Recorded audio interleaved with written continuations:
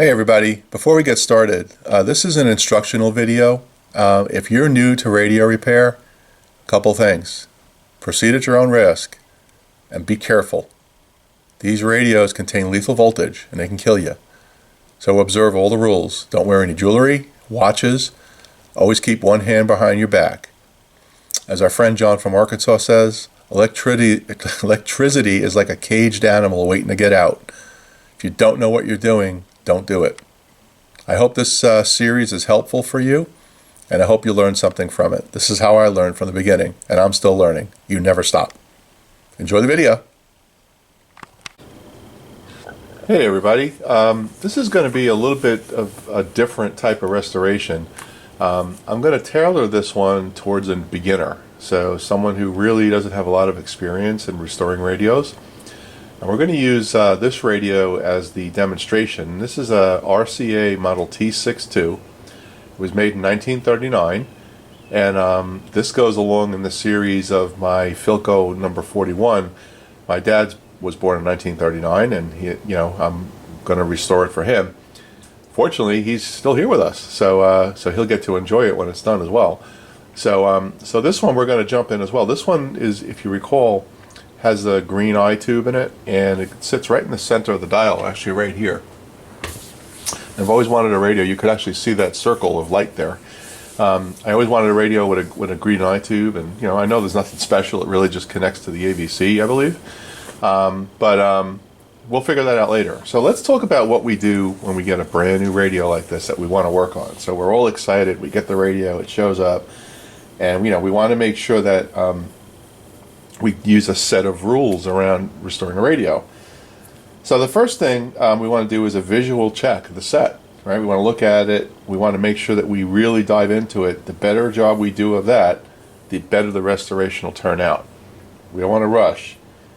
Worst thing we could do is plug it in. Now this radio has a plug, and if I was just starting out and didn't know a lot, I would say, oh, let's plug it in and see if it works, and then we'll figure out what we got to do.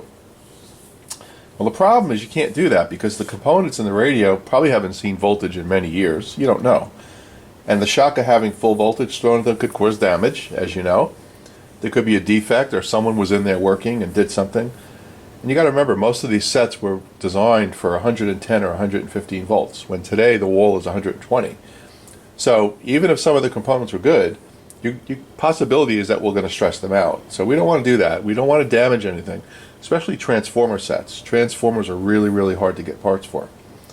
You got to remember, these parts haven't been made for many years, and getting replacements like on eBay can be very expensive. So the first thing we want to do is we want to remove the radio from the cabinet and place it in a well lighted area that's clean. If the speaker comes along with the chassis, whether it's wired or attached to the chassis, you got to remove it. And now's the time to protect the speaker. The speaker is probably the part that gets damaged the most when you work on things, and I'm going to show you in a second what we do to fix that. So let me get the chassis out of this cabinet, and we're going to move on in this series and show you what we do next. Okay? Obviously we're going to need to take those knobs off the front, right there, those 4 knobs, and there's probably 4 screws on the bottom that hold it in. And let's do that, and we will be right back. So looking at this radio, before I remove the chassis, one thing I'll show you, because it's very obvious, is that this particular radio has a plug for the speaker. It's right here. So we could pull that right out, and now our speaker's disconnected, and we can leave that speaker inside the cabinet, and we don't have to worry about covering it. But we'll do that later. So let me get the chassis out, and let's see where we are. There's 2 really huge screws under here, not the originals. I wouldn't expect them to be. Usually when someone is messing around with these things, screws get lost and they just use whatever they have laying around. I'm going to assume that these are not original, and I'll show you why. Look how big that screw is. I don't know. We'll see. So there's only 2 screws holding this chassis in. Let's see if this thing will lift up. It does. Good. Okay. We're going to put the chassis aside for a moment. Let's take a look under here. So let's see what we have here. We have a label. Tells you the model. that tells you the tube complement. And this one has a 6SA7, 6SK7, 5Y3 rectifier, 6F6G, that's our output tube, a 6SQ7, and a 6U5 green eye. That's the tube, the green eye tube. And looking inside, our dial glass is good, so we don't have to worry about that. That's in good shape. Our speaker, let's see. Our speaker is a little bit loose, but we'll get to that later. We're not gonna take that out just yet until we're ready to fire the radio up, because obviously you never, ever, ever turn on a radio without a speaker attached, right? We'll get to that later as well. So let's put this cabinet aside for now.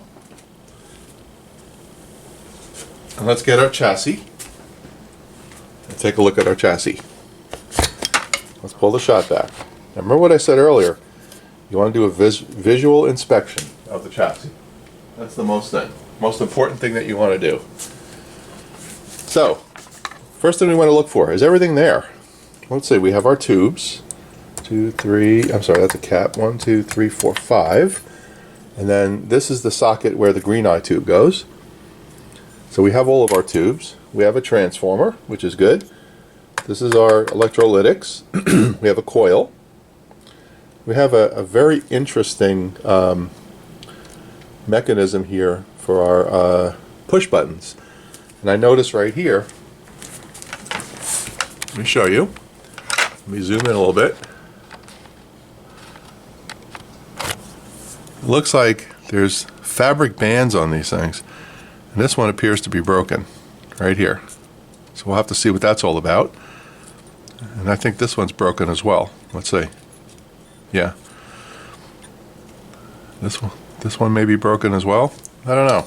That's our push buttons. I'm not exactly sure what they do. They probably stop you. They all look broken. They probably stop you for, yeah, you go. Say they stop you from pushing the button in too far. These just are spring-loaded, but that little piece of fabric is broken. So we've noted that. We also want to clean off some of this and get some of the dust out. Now, I would highly suggest you do this outside. You don't want to be blowing any of this dust around in your house, especially if these things at some point had rodents and bugs and things, which is possible. This particular one doesn't look so bad. I do see one area here that's got me a little worried, and this is right here. Let's see if I can show you that quickly. So I have an area here that seems to go down to the chassis, which is good, but it looks like it's got some kind of wet grime on it. And I always wonder about transformers, if they've leaked. I don't see a lot of evidence of that, but we'll see that when we flip it over. But we have the right tubes. We don't know if they're in the right socket yet because we haven't checked that. That's the other thing you have to look for.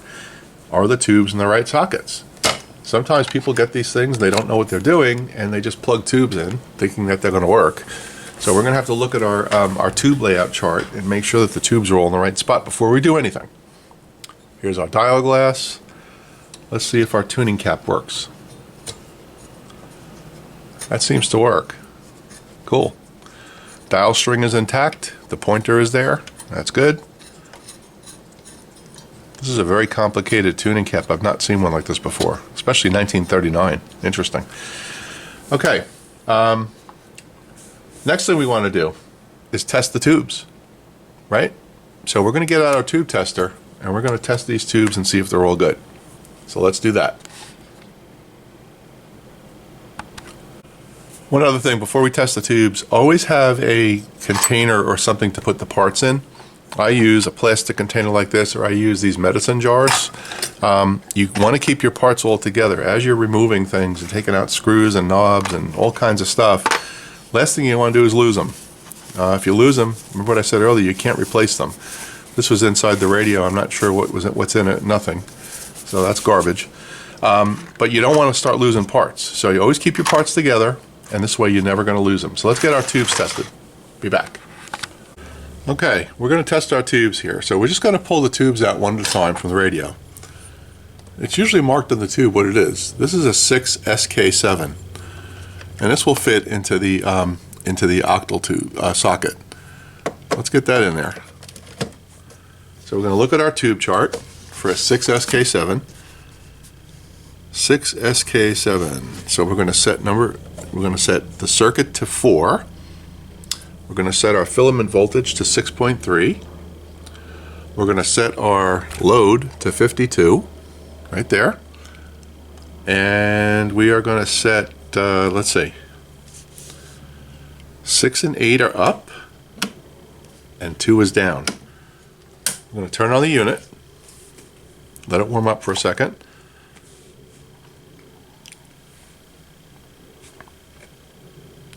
We're going to do our adjust for our line right here. Okay, we'll give that filament a moment to warm up. Let's test it. So this is a strong tube. It's a good tube. Now we also want to test for a short. Let's bring 7 up, and there's your light, your short light. Okay?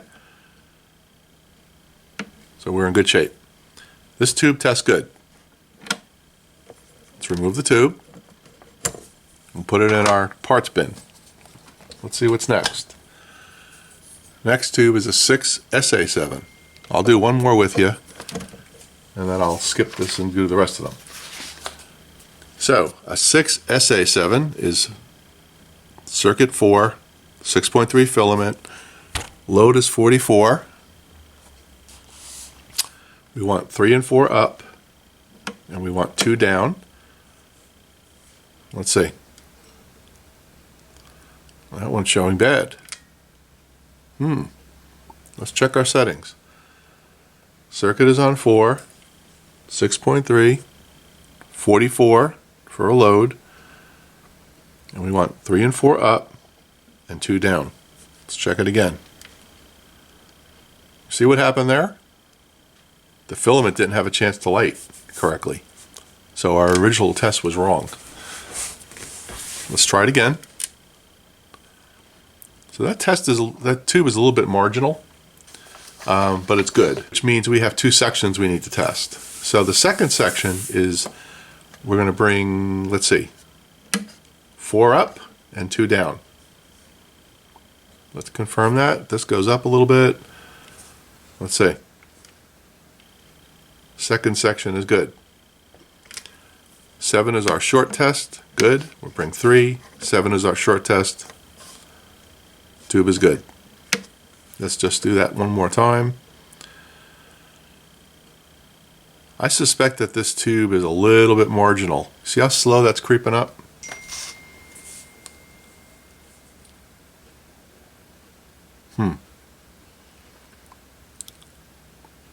So what I'm going to do on this one is I'm going to mark it. I'm going to put an M here for marginal. And the reason why I'm going to do that is if I start having problems with this radio and I test it, first thing I'm going to look at is this tube. Okay? I'll take that out. I'll stop the camera. I'll do the rest of the tubes, and then I'll come back and let you know what we had.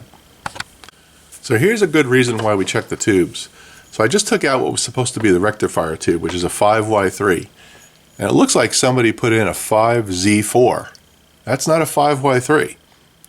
So 2 things could happen here. One is someone just put in a different tube, or 2, someone put this tube in and modified the circuit.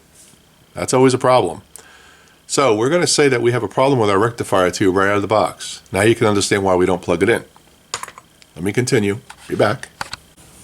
Okay, now here's a situation where we have our 6F6G.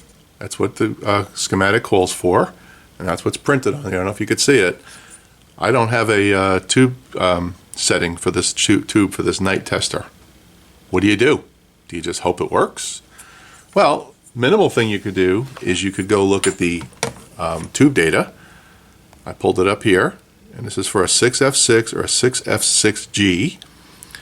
And by looking at this, we know that this is a metal shell. So this is the one we're looking at here. It's a 7-pin octal base. And if by looking at this closely, let's zoom in a little bit. We know that the heater is on pins 1, 2, 3, 4. Pins 1 and 4, according to this this chart. So we're going to take our meter, And you'll notice there's a break right here. That's the pin that's missing, right here. I think we need some light because it's getting dark out. Maybe that storm is starting to roll in.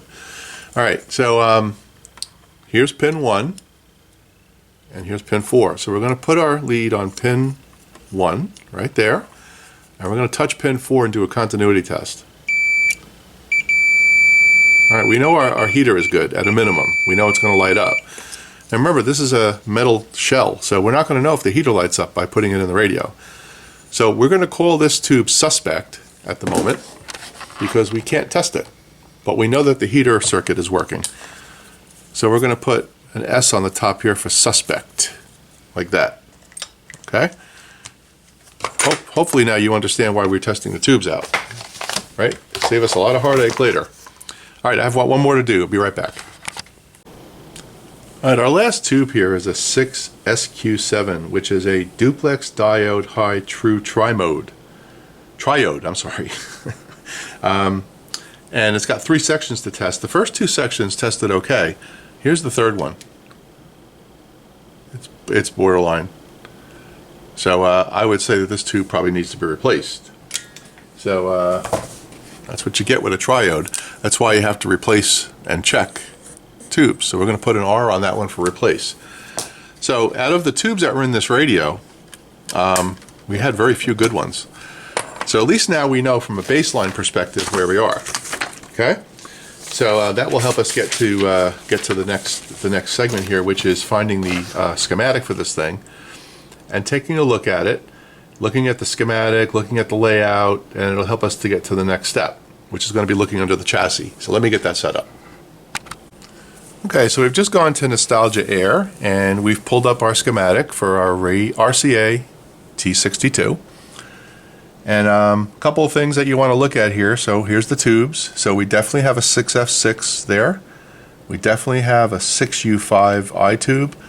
We definitely have a 5Y3 rectifier. We definitely have a 6SQ7, 6SK7, and 6SA7. So that's our tube complement. So we now know that we have an issue with the rectifier tube that we need to look into. We also have some stats about the radio. Talks about it's a, let's see, tells us about the power supply, the ratings, tells us about the pilot lamp, tells us about the frequency ranges, and that gets us to the next part is what are the frequency ranges on this thing? The standard broadcast is 540 to 1720. The intermediate frequency, the IF, is tuned at 455. We're going to need to know that later when we do an alignment. And it looks like we're getting a maximum of 4.2 watts out of this thing. So this is a pretty powerful radio. And you can tell that by the output tube, the 6F6 tube. Generally a fairly powerful tube. And then we go on here, and there's some information around the alignment procedure and setting the presets and what the controls do, and there's dial string instructions. So now we have a schematic. So let's flip the radio over and take a peek underneath and see what it looks like. I haven't looked at it yet. Let's do that now.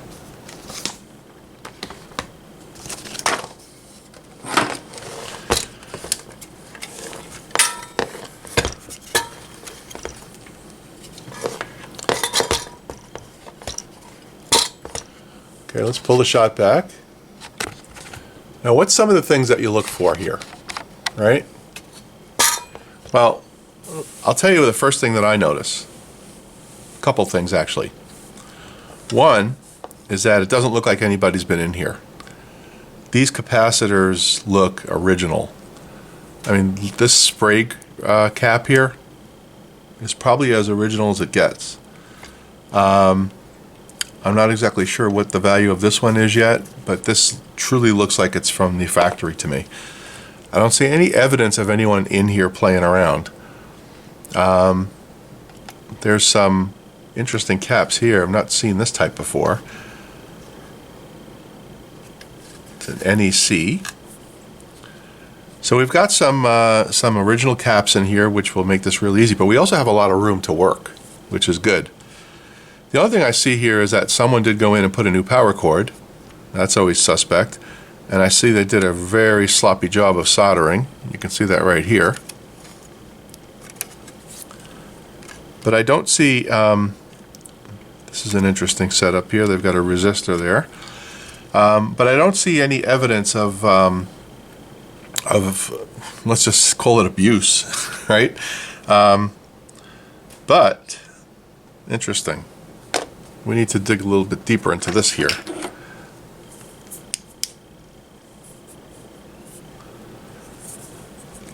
So it looks like the original electrolytic cap, which is right down here. I don't know if you could see it. I'm going to make it so you can see it because it's important that you know this.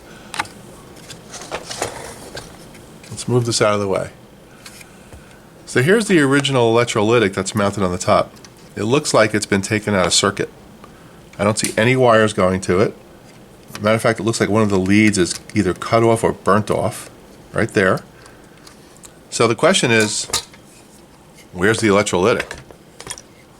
What happened? So now we have some evidence that someone's been in here at some point, right? You would think after 80 years, yeah, that's probably a good chance someone's been in there. And you take a look here and you see, okay, we've got the wire with the magic electrical tape right here. So yeah, somebody's been in there. The question is, where's the electrolytic for this thing? So let's take a look at our schematic and see what it calls for. Maybe we can find it. So if we look at our schematic, looks like we have a pair of 10s. We've got a 10 microfarad. Oops, I don't know what I just did there. Let's go back to where we were. That's what happens when you use an iPad. All right, so we have a pair of 10s right there and right there. Let's see if we have anything else.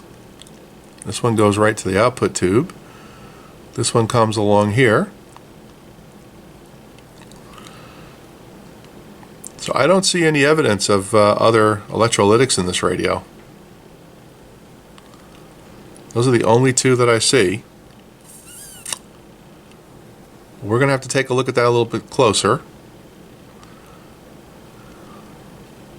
Those are all smaller, okay.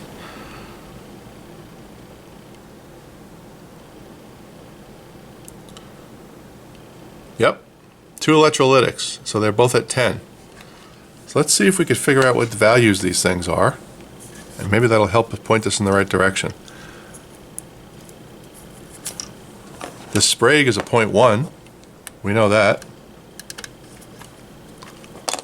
Let's see what this big old blue thing is here.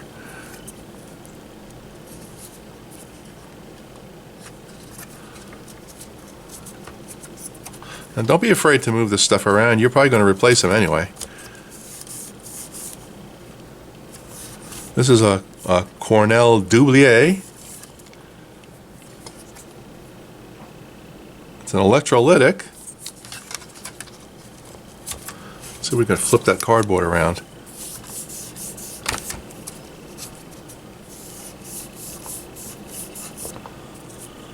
This is a single 10 microfarad cap. Where's the other one? So here's one. So someone did a nice little bypass there. But where's the other one? Let's see what we have here.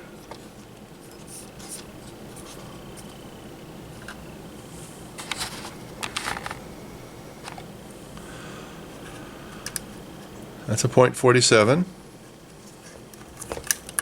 This is a 0.47. That's a 0.47. What's this thing? Looks like a 0.02. So it looks like we only have one electrolytic in this radio. How could that be? I wonder if someone decided to just combine them. So what's the moral of the story? The moral of the story is you can't trust this stuff, right? You don't know who was in here and made what modifications, what they did, if it's safe, you don't know any of that stuff. So what you're going to want to do is you're going to want to get this radio back to its original factory configuration before you start working on it. Now, I don't know if I trust this to plug it in or not, quite honestly. I don't know if I should. It's just I'm not really sure what to do. So basically, the moral of the story on this one is that during World War II, obviously, radio parts were really hard to find. So what I've learned is that repair people back then would do just about anything to keep it working. So it's really not unusual to find a set that's been modified. So basically the golden rule is the schematic will tell you how it was wired and let you know if it's been modified. So before we go any further with that, we just want to check a couple of things and make sure we're in good shape here, right? So parts list, what do we need? Well, what do we need? We know we need a pair of 10 microfarad caps or more, and we'll talk about that. We also know that we need a bunch of .47 caps. Don't mind my fat stomach there. We got a bunch of .47 caps. We got a .1 cap here. And I don't know what value this is. It's not marked, but we can figure that out close enough. It's probably a .05 because it's attached to the tone knob. And, oh, wait a minute. Interesting. I found out where the other 10 is. So if you look down here, you'll see that one leg of this electrolytic right here is attached to this tube with this wire, piece of solid wire. So we're using the electrolytic for one side. One side was bad, one side was good, so they put this other replacement in. So we're definitely going to need to modify all this wiring back to factory standard. So this is why you take the time to look through this stuff so that you can get a feel for the story of the radio. Really important that you do this. So what parts list? We're going to definitely need some of these .47 caps. We're going to want to check every resistor under here, and I don't see a lot of them. Most of them are going to be grid stop resistors. I see a dog bone here. Here's a dog bone. We're going to want to check those and see if they're within tolerance. There's one here, which is, let's see, that's an orange, which is a 33K, I believe. And then we have some evidence of that dreaded rubber-coated wire. Here's one here where the insulation is missing. Let's move this thing here. And you can see the insulation is missing there. So we're going to want to fix that. And we're going to want to understand just how badly this thing was bastardized when they removed this cap and moved it. So it looks like there's a terminal strip here, and there's a whole bunch of stuff connected to that terminal strip. So so we've got our parts list. I'm going to go through and gather all my parts, and when we get to the next episode, we're going to get into the initial electrical check that we'll use to make the radio, to identify the radio, and to replace components that we need to replace. So this is the initial check of the radio. So notice we haven't plugged it in yet, and we're not gonna. I've decided I'm not gonna plug this thing in. In the next episode, we're gonna check the cans, the IF cans, and make sure that the coils are good. We're gonna do all that good stuff, and that's when we decide to invest in the radio or not, is if the coils are all good, and we know we're gonna have a radio that works, we're gonna invest in it. If not, we're gonna come up with plan B, either fixing the coil or replacing it. But we'll get to that when we get there. So so now we know a little bit of the history of the radio. Somebody who's been in there minimally, replaced the electrolytics. There's a new power cord in here that someone put in. And that's okay. We're going to have to clean all that up. And our next episode, we're going to talk about the electrical restoration. So I hope you found this interesting. So let's recap where we were. So first thing we did was we did a visual inspection of the radio. Top, we tested the tubes. We found a bunch of tubes that are marginal or bad. We found an incorrect tube, which goes right to the rectifier, which is right here, which I'm going to have to now go back and check and see if the wiring has been modified to accept that tube.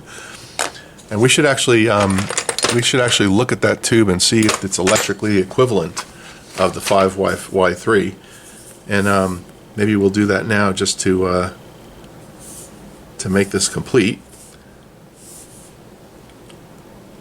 So let's go back to our.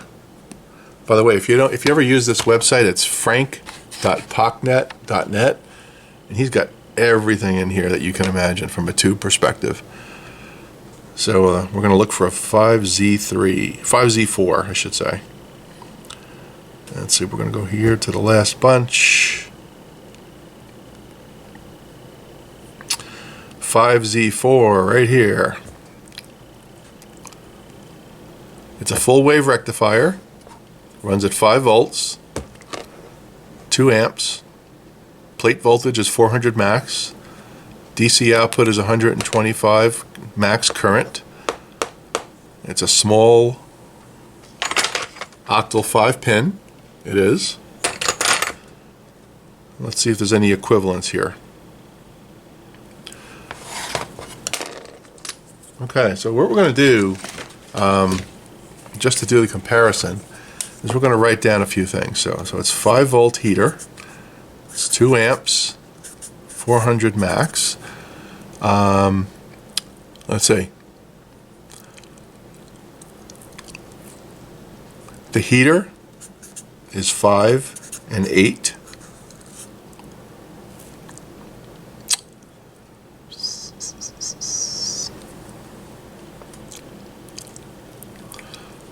Plate 1 is 6, plate 2 is 4.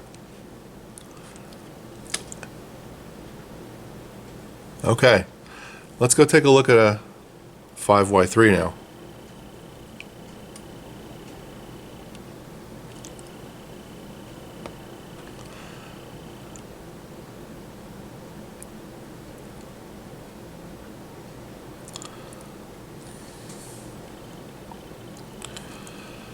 Y3 is a full wave rectifier. Pin 2. Now this says pin 2 and pin 8 are the filament. Number 6 is plate 1. Number 4 is plate 2. I'm going to need to look into that. Let's see. 400 plate current max, 2.2 amps. So it generally is a suitable replacement in theory. But I need to confirm the filaments on this thing. So according to this, the 5Y3, the filaments are pin 2 and 8. Let's go back to that 5Z4.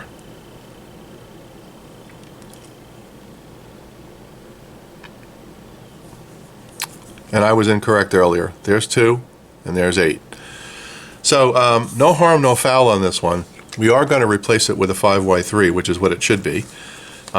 But I'm not sure, you know, I guess it was, at some point it was decided, hey, I didn't have any more 5Y3, so let's put a 5Z4 in there. It probably will work, but we're going to put in what's rated for the set, okay? So you need to do those kind of comparisons. And again, it's frank.pocnet, POCNET.net, okay? That's going to wrap it up for this video. You know, I'm trying to give you guys some pointers as well as solidify what I think I know. So both of those work at the same time. And we'll see you in part 2 when we start checking some of the electrics out here. Everybody have a great day.